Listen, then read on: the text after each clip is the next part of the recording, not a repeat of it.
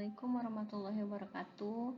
Alhamdulillah, pada kesempatan kali ini saya dapat memberikan kembali video pembelajaran. Di sini kita akan membahas mengenai konsep objek dan kelas. Jadi karena kita belajar mengenai berorientasi objek, jadi memang fokusnya bagaimana di dalam pemrograman itu ada objek dan juga ada kelas. Jadi memang pemrograman berorientasi objek memang fokusnya hubungan antara satu objek dengan objek yang lain. Sebelum kita membahas mengenai berorientasi objek ya, kembali saya akan mengingatkan sedikit bahwa dalam bahasa pemrograman, dalam paradigma pemrograman itu ada paradigma prosedural, fungsional, deklaratif, kemudian ada berorientasi objek. Nah, di sini sebelum masuk ke objek tadi kita bahas dulu sedikit mengenai bahasa prosedural. Jadi kalau bahasa prosedural itu serangkaian tugas diselesaikan dalam bentuk fungsi ataupun prosedur. Jadi programnya itu dibuat dalam bentuk fungsi atau prosedur. Jadi metode atau proses yang dikerjakan di dalam program itu disimpan atau digabungkan atau dibentuk dalam sebuah fungsi atau prosedur aja. Jadi kalau untuk bahasa prosedural atau paradigma prosedural dia cara pandangnya itu adalah hanya berfokus pada urutan instruksi gitu. Programnya adalah suatu urutan instruksi. Jadi hanya sekuensial gitu ya. Misalnya setelah input lakukan apa lagi, terus misalnya setelah manggil prosedur pertama terus manggil prosedur yang mana lagi, hanya urutan seperti itu. Berfokusnya atau sudut pandangnya hanya seperti itu. Adanya pemecahan program utama menjadi modul-modul kecil. Jadi itu tadi. Jadi sebenarnya kalau prosedural itu dia masih ada prosedur atau fungsinya dalam program utama. Nah, sebelumnya kan kalau misalnya tidak pakai paradigma apapun kan hanya semuanya di dalam program utama semua. Nah, di sini kalau prosedural dia itu hanya dipecah misalnya menjadi submodul gitu, modul-modul kecil atau submodul. Misalnya proses input itu dipindahkan, yang mana sih proses input, maka dipindahkan menjadi satu prosedur atau fungsi, kayak gitu aja. Nah, ini ya, fungsi dan prosedur menjadi fokus utama, digunakan untuk memanipulasi datanya bersifat pasif. Jadi ya hanya memindahkan seperti itu aja. Kemudian misalkan data yang fokusnya data yang dikirim sama yang data yang keluar, kayak gitu. Datanya bersifat pasif. Jadi ya datanya memang misalnya dari program utama atau main program nanti akan mengirimkan data apa ke prosedur, nanti akan diolah di dalam prosedur atau fungsi, kemudian datanya akan dikembalikan. Jadi sifatnya pasif seperti itu. Nah, sedangkan kalau pemrograman berorientasi objek, ini fungsi dan data bukan menjadi dua hal yang terpisah. Tapi kalau misalnya yang prosedural tadi, dia dua hal yang terpisah. Datanya nanti disebut atribut ya. Atribut bisa di dalam main program gitu. Kemudian jadi fungsi. Fungsinya ya di dalam fungsi ya atau prosedur. Nah, dia hanya mengirimkan data. Nah, itu yang prosedural ya ataupun fungsional. Tapi kalau pemrograman berorientasi objek ini enggak. Dia menjadi satu kesatuan. Disebut objek aktif. Jadi di dalam satu objek itu terdapat fungsi dan juga terdapat data. Nanti disebut dengan atribut dan juga disebut metode. Seperti itu. Jadi satu kesatuan. Jadi cara pandang untuk berorientasi objek, serangkaian objek yang bekerja sama menyelesaikan masalah. Jadi di sini kalau berorientasi objek, objeknya yang saling kerja. Kalau hubungan antara satu objek dengan objek yang lain. Tapi kalau yang prosedural tadi dia hanya manggil prosedur, manggil fungsi seperti itu. Ya, jadi perbandingan antara prosedural sama objek oriented itu kalau prosedural berfokus pada cara komputer menyelesaikan suatu tugas. Jadi hanya urutan-urutan 1 input, 2 proses apa, 3 proses apa, 4 proses apa. Tapi kalau OOP itu berfokus terhadap objek yang sedang digunakan. Jadi dia tidak tergantung pada urutan 1, 2, 3 enggak, tapi dia hubungan yang saya bilang tadi, hubungan antara objek sama objek. objek yang sedang bekerja di dalam objek ini nanti punya kerjaan sendiri-sendiri. Itu adalah perbedaan antara prosedural sama OOP. Jadi pengertian objek oriented paradigma yang menggunakan objek dengan identitas yang membungkus properties dan operasi, melewatkan pesan dan inheritance untuk menyelesaikan domain permasalahan. Jadi ini berupa paradigma pemrograman ya. Jadi dia memang menggunakan objek, nanti di dalam objek ada atribut sama metode. Atributnya itu nanti menjadi properti, metodenya itu menjadi operasi, melewatkan atau mengirimkan pesan, dan misalnya kalau ada turunan gitu ya, nanti ada turunan untuk menyelesaikan domain permasalahan. Jadi permasalahannya apa, kita pecahkan menjadi objek-objek. Nah, pengertian OO sistem objek oriented yang dibangun berdasarkan metode objek berorientasi objek.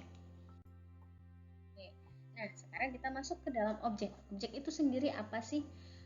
Kita udah, kalau di bahasa Indonesia kan objek itu adalah benda nyata atau yang dianggap ada. Itu adalah sebuah objek. Contohnya misalnya di sini ada kursi, meja, buku, sepeda, komputer gitu. Nah, ini adalah ada bendanya, terlihat. Itu adalah objek. Jadi penggambaran berorientasi itu objek itu sebenarnya penggambaran di dunia nyata. Jadi kalau kita membuat sebuah program dengan berorientasi objek, kalau kata dosen saya dulu dengan pakai OOP itu kayak kita itu kayak sebagai Tuhan dengan T kecil gitu ya. Tuhan dengan T kecil. Kita membentuk sebuah alam semesta di situ yang di dalamnya itu ada benda-benda ya. Di dalamnya ada benda-benda yang berbentuk objek, yang tapi direalisasikan dalam bentuk sistem gitu. Jadi sebenarnya ketika kita membuat pemrograman berorientasi objek atau ada aplikasi berorientasi objek, kita tuh sebagai Tuhan dengan T kecil. Nah, objek abstraksi dari sesuatu yang mewakili sesuatu yang ada di dunia nyata, yang harus dapat dibedakan dengan objek lain. Jadi misalnya ada sepeda, ada kursi, ada komputer, ada mainan, ada misalnya sepatu. Nah, itu adalah sesuatu yang ada di dunia nyatanya. Ya. Sedangkan kelas, apa sih kelas? Kumpulan objek yang memiliki atribut yang sama. Jadi objek itu bendanya yang terlihat tapi dikumpulkan dalam sebuah kelas, kayak gitu. Dikumpulkan dalam sebuah kelas. Kelas itu adalah template untuk membuat objek. Jadi kayak gini, misalnya kita mau ini ya, sebentar. Misalnya ada mahasiswa. Mahasiswa itu adalah kelas mahasiswa. Mahasiswa itu adalah sebuah kelas. Mahasiswa kelihatan nggak bentuk dari namanya mahasiswa? Nggak tahu kan? Tapi kalau misalnya mahasiswa itu ada objeknya. Objeknya yaitu adalah kalian. Misalnya namanya Ani. Ani itu adalah mahasiswa. Nah, kelas mahasiswa itu adalah kelas, sedangkan Ani ini adalah objek. Objek dari kelasnya mahasiswa. Budi misalnya. Budi itu adalah mahasiswa. Budi adalah objek dari kelasnya si mahasiswa, seperti itu.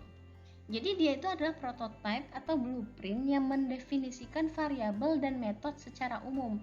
Jadi di dalam kelas mahasiswa tadi sama-sama punya NIM, sama-sama punya nama, sama-sama punya alamat, sama-sama punya IPK. Nah, misalnya objek Ani, Budi, Ani punya NIM, Budi punya NIM, Ani punya nama, Budi punya nama, Ani punya IPK, Budi punya IPK. Jadi nama, NIM, IPK itu dikumpulkan dalam kelas, tapi objeknya isinya beda. Objeknya berbeda dan NIM-nya beda, namanya beda, IPK-nya berbeda. Nah, itu adalah beda antara objek sama kelas, ya. Jadi kelas itu merupakan hasil instansiasi dari kelas. Ya, seperti yang saya jelaskan tadi bahwa objek itu adalah hasil dari kelas. Kelas itu lebih kumpulan, sedangkan objek itu lebih kecil-kecil. Proses pembentukan objek dalam suatu kelas disebut instantiation. Objek juga disebut instance, ya, disebut sebagai instance. Analogi kelas sama objek di dalam proses memasak puding. Nah, seperti ini contohnya. Kelas dianalogikan sebagai cetakan tempat puding, sedangkan objek dianalogikan sebagai puding-puding hasil cetakan. Misalnya kalian mau membuat puding rasa coklat. Hari ini mau membuat puding rasa coklat. Ada cetakannya. Kalian masukkan adonan puding dengan rasa coklat ke dalam cetakan. Terus didinginkan di freezer, kemudian dikeluarkan, hasilnya adalah puding. Puding tapi dengan rasa coklat. Terus setelah puding rasa coklat, ada yang request lagi nih, pengen puding rasa stroberi. Kalian bikin adonan puding pakai rasa stroberi, terus kalian tuangin bahan puding stroberi tadi ke dalam cetakan puding yang sama dengan yang coklat tadi. Tapi hasil setelah di freezer, keluarin hasilnya, lepaskan dari cetakannya. Nah, tadi kan puding coklat, sedangkan ini sekarang puding stroberi. Bentuknya sama, tapi rasanya berbeda. Nah, gitu. Ya. Jadi kelas itu adalah cetakan puding, objeknya adalah puding stroberi sama puding coklat. Sama-sama puding, sama-sama dengan bentuk yang sama, tapi rasanya berbeda. Nah, itu ya. Jadi satu kelas bisa membuat N buah objek. Jadi satu cetakan tadi bisa membuat lebih dari satu objek, bukan hanya satu. Analogi kelas ya. Kelas itu adalah data type atau tipe data. Objek itu adalah variabel. Jadi kalau kelas itu berupa ADT ya, kalau biasanya disebut dengan ADT, tipe data bentukan. Objek itu adalah sebuah variabel, tipe variabel biasa, gitu ya. Itu analoginya. Atribut. Jadi di dalam sebuah kelas itu nanti ada atribut. Atribut apa sih? Data yang membedakan antara objek yang satu dengan yang lain. Contohnya manusia. Manusia salah satu makhluk hidup, atributnya status, berat badan, dan tinggi badan. Dalam kelas disebut dengan variabel. Kelas atribut disebut variabel. Jadi misalnya seperti ini. Di sini ada saya kasih contoh. Misalnya nama dokumen, atributnya itu adalah nomor, judul, sumber, tanggal. Ya. Jadi apa sih yang ada di dalam dokumen itu? Ya punya nomor, punya judul, punya tanggal, punya sumber, punya ISBN misalnya. Kalau dicontohkan dengan mahasiswa tadi, kelas mahasiswa. Apa sih atribut yang melekat di dalam kelas mahasiswa? Yaitu tadi, NIM, nama, alamat, IPK, jurusan, misalnya kayak gitu. Nah, misalnya dicontohkan dengan puding tadi. Itu kelas puding. Kelas puding apa sih atributnya? Ya misalnya rasa. Kemudian ya rasa, warna gitu ya. Nah, itu adalah atribut untuk puding. Jadi apa yang melekat di dalam kelas? Ya, apa yang melekat yang melekat untuk kelas itu. Gitu. Tapi nanti isi dari setiap atribut antara satu objek sama objek yang lain itu akan berbeda. Oke, behavior ya. Tingkah laku. Hal yang bisa dilakukan oleh sebuah objek dari sebuah kelas. Digunakan untuk mengubah nilai atribut sebuah objek, menerima informasi dari objek lain, dan mengirim informasi ke objek lain untuk menyelesaikan suatu task. Jadi, tingkah laku yang bisa dilakukan oleh objek. Jadi dalam sebuah kelas. Jadi misalnya objek itu bisa nanti ngirim data ataupun menerima data. Ya, atau menerima informasi, mengirim informasi. Nah, behavior contoh pada manusia mengerjakan tugas, mandi, tidur, makan. Misalnya kalau ini contoh manusia. Tapi kalau misalnya contohnya mahasiswa tadi, ya, mahasiswa tadi. Mahasiswa bisa apa? Mahasiswa bisa ya mengerjakan tugas, kemudian belajar misalnya. Apalagi konsultasi misalnya. Nah, itu. Ya, apa yang bisa dikerjakan oleh si objek. Dalam sebuah kelas, behavior disebut dengan method. Jadi, ya, method. Serangkaian statement dalam suatu kelas yang menghandle suatu task. Cara objek berkomunikasi dengan objek lain dengan menggunakan method. Jadi, komunikasi, tadi kan saya omongin bahwa object oriented itu adalah komunikasi antar objek. Nah, ini komunikasinya lewat apa? Ya, lewat method. Dan di sini, kalau tadi nama kelas dokumen, ada atributnya ya, ada nomor, ISBN, dan segala macam. Metodenya apa? Bisa menampilkan teks, tampil peta, tampil foto. Apa yang bisa dilakukan? Atau apa pekerjaan apa yang bisa dilakukan oleh dokumen? Tampil teks, tampil peta, tampil foto. Jadi dia itu behavior itu proses apa yang bisa dilakukan di dalam oleh sebuah kelas gitu. Contohnya seperti ini, saya ambil dari ini ya, blok ini. Kelasnya itu adalah blueprint binatang. Di sini kelasnya binatang. Binatang punya apa? Punya atribut, yaitu kaki, telinga, mata, mulut. Ya, ini atributnya. Dengan menggunakan atribut ini, dia akan melakukan aktivitas. Aktivitasnya metode, misalnya dia bisa makan. Makan pakai apa? Mulut. Gitu. Dia bisa melihat. Melihat pakai apa? Pakai mata. Dia bisa melakukan mendengar pakai apa? Pakai telinga. Dia bisa berjalan pakai apa? Pakai kaki. Tapi binatang ini misalnya kalau kucing kakinya 4, kalau ayam kakinya 2, isinya beda. Dia sama-sama dalam kelas binatang, sama-sama punya kaki, tapi nilainya beda. Kalau binatang ini kelas ini sudah menjadi objek ayam, kakinya 2. Sedangkan kalau binatang ini menjadi objeknya kucing, kakinya jadi 4, kayak gitu. Ya, itu adalah bagaimana cara membuat antara kelas sama objek. Contohnya nih, ada contoh coding sedikit ya. Ada kelas lagu. Lagu itu ada judul, ada penyanyi, sama durasi berapa lama. Nah, jadi apa yang bisa dilakukan? Ini adalah atribut atau instance variabel. Nah, sedangkan metodenya apa? Dia bisa cek durasi. Durasinya selama apa? Misalnya durasinya lebih dari 0 maka dianggap valid. Berarti ada suaranya, ada lagunya. Kalau durasinya hanya 0 ya nggak ada lagunya kan? 0 detik gitu kan nggak ada lagu. Jadi kalau misalnya durasinya lebih dari 0 maka dia baru dibilang valid. Nah, ini adalah metode atau behavior yang bisa dilakukan. Kalau ini adalah apa yang melekat di kelas lagu itu. Lanjut, jadi di sini itu adalah objek sama kelas ya. Jadi nanti di sini ada konsep dasar objek oriented, ada sebenarnya ada satu lagi ya, abstraksi, enkapsulasi, pewarisan, polimorfisme, sama abstraksi. Jadi enkapsulasi itu apa? Kalian tahu kapsul yang sering diminum, dimakan, kalau dikasih dokter ada obat kapsulnya. Nah, di dalam kapsul itu kan sudah ada obatnya. Obatnya mungkin yang dijadikan serbuk gitu ya. Terus misalnya obat A itu nggak mungkin kan dokter itu ngasih resep kalian harus minum obat A 0,1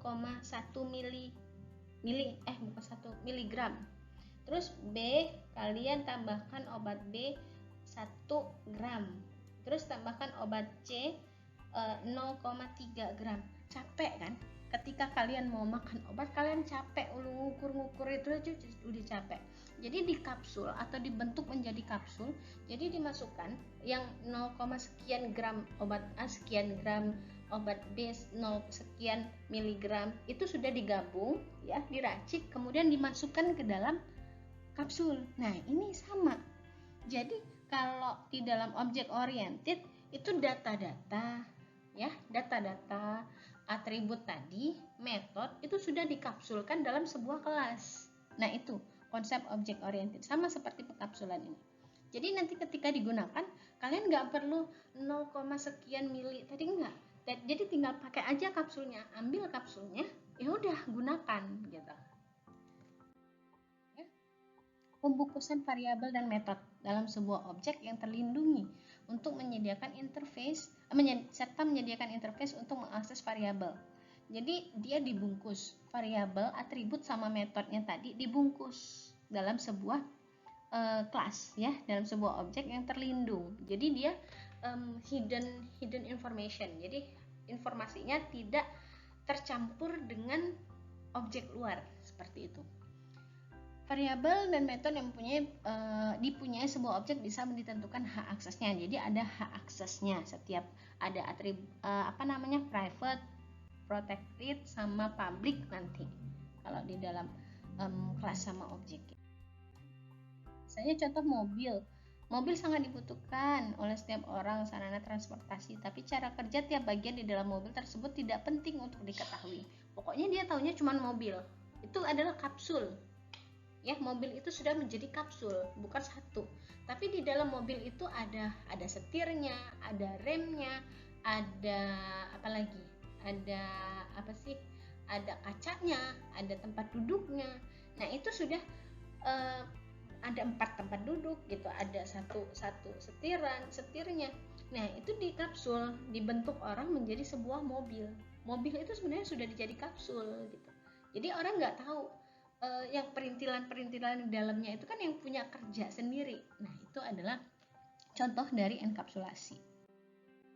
Inheritance itu adalah pewarisan, ya. Jadi ada sebuah kelas yang bisa mewariskan sifatnya ke kelas-kelas anaknya. Di sini ada misalnya kelas mamalia, ya, ada predator, ada yang pet, ya. Jadi ada yang liar, ada yang bisa kita jadikan peliharaan. Jadi kalau yang liar itu misalnya jadinya nanti singa gitu. Tapi kalau peliharaan bisa jadi anjing atau kucing atau apa gitu ya. Nah, itu dua kelas ini itu adalah turunan dari mamalia. Dia sama-sama mamalia, tapi dia turunan.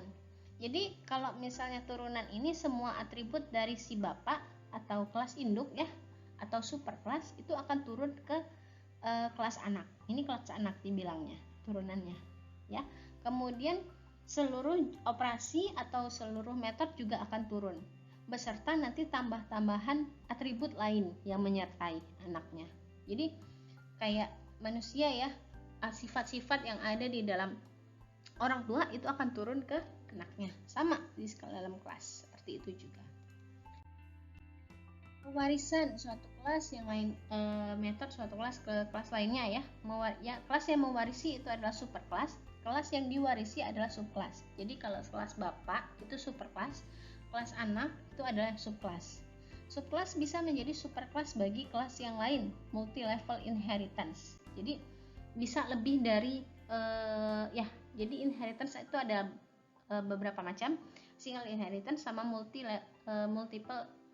level inheritance. Jadi kalau single yang satu kayak yang tadi, kalau multi level itu banyak kelas dua bapak atau satu bapak satu ibu gitu ya, menjadikan turunan yang lain.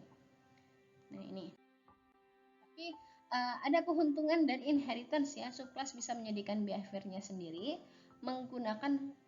bisa mempergunakan ulang source code dari superkelas. Jadi kita nggak perlu coding lagi, tinggal pakai dari punya bapak gitu ya.